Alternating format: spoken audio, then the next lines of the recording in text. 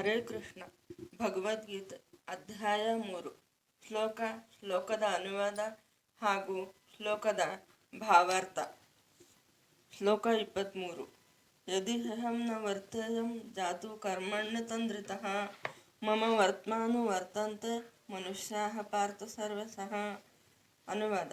ಪಾರ್ಥ, ನಾನು ಯಾವಾಗಲೇ ಆಗಲಿ ನಿಯಮಿತ ಕರ್ಮಗಳಲ್ಲಿ ಜಾಗರೂಕನಾಗಿ ನಿರತನಾಗದೇ ಹೋದರೆ ಎಲ್ಲ ಮನುಷ್ಯರು ನನ್ನ ಮಾರ್ಗವನ್ನು ಅನುಸರಿಸುವರು.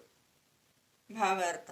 ಆಧ್ಯಾತ್ಮಿಕ ಬದುಕಿನ ಮುನ್ನಡೆಗಾಗಿ ಸಾಮಾಜಿಕ ಶಾಂತಿಯ ಸಮತೋಲನವನ್ನು ಉಳಿಸಿಕೊಳ್ಳಲು ಪ್ರತಿಯೊಬ್ಬ ನಾಗರಿಕ ಮನುಷ್ಯನು ಅನುಸರಿಸಬೇಕಾದ ಸಾಂಪ್ರದಾಯಿಕವಾದ ಕೌಟುಂಬಿಕ ಪದ್ಧತಿಗಳಿವೆ.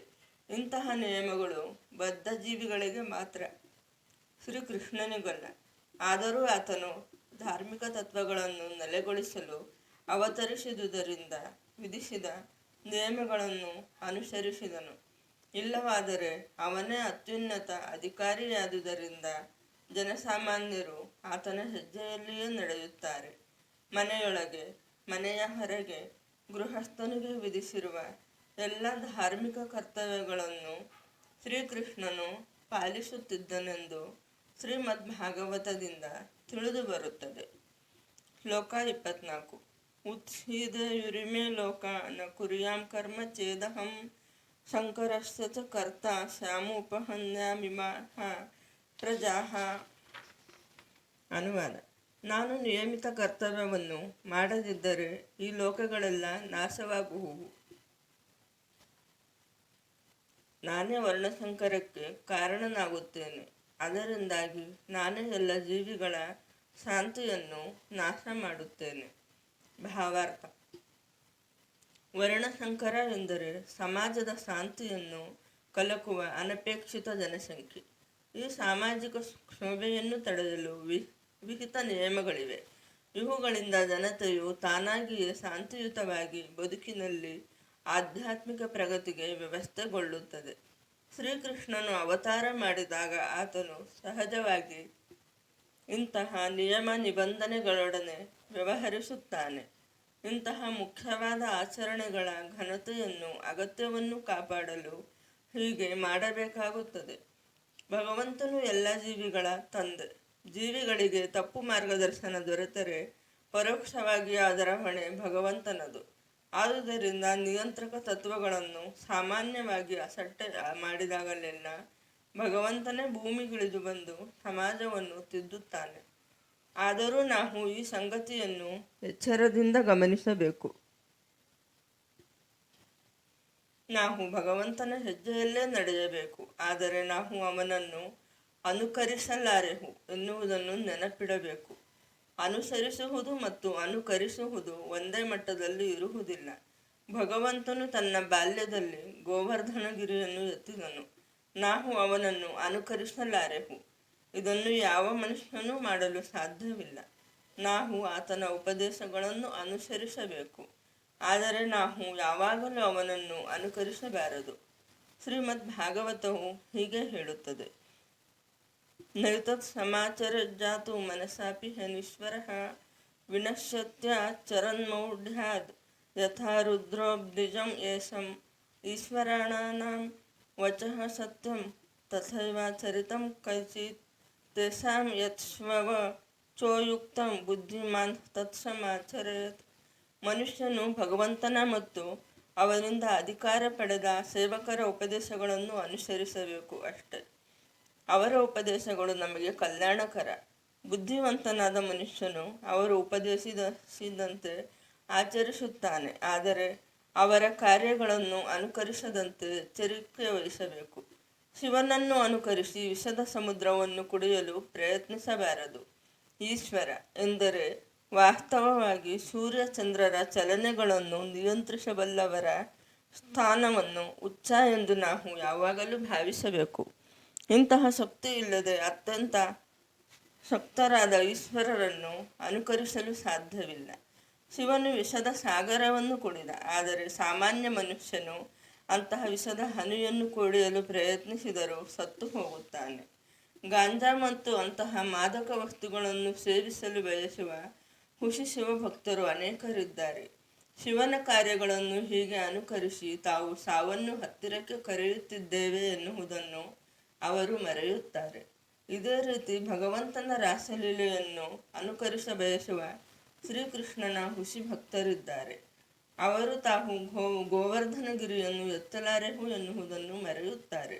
ಆದುದರಿಂದ ಉತ್ತಮ ಮಾರ್ಗವೆಂದರೆ ಬಲಶಾಲಿಗಳನ್ನು ಅನುಕರಿಸಲು ಹೋಗದೆ ಅವರ ಉಪದೇಶವನ್ನಷ್ಟೇ ಅನುಸರಿಸುವುದು.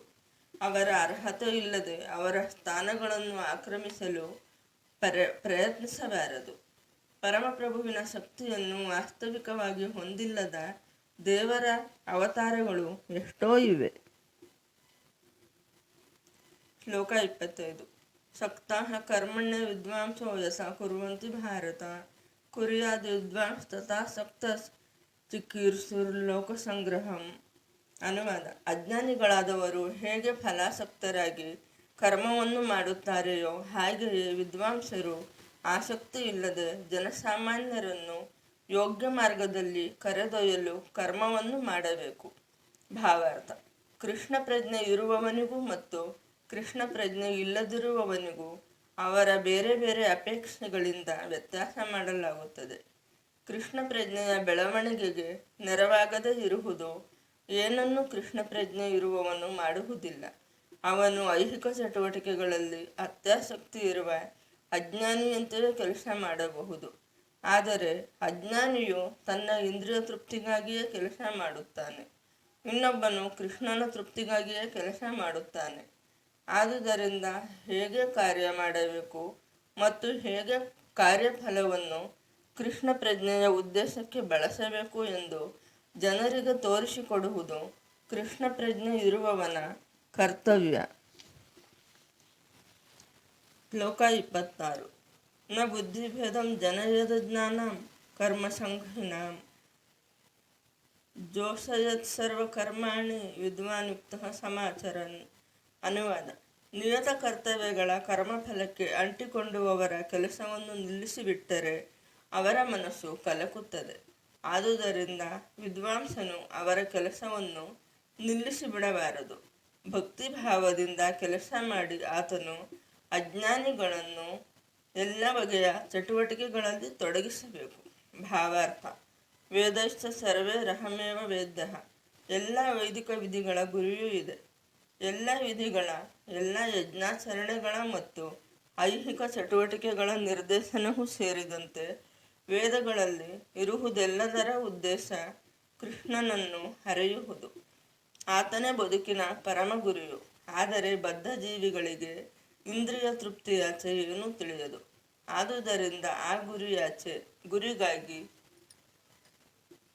ಅವರು ವೇದಗಳನ್ನು ಅಭ್ಯಾಸ ಮಾಡುತ್ತಾರೆ.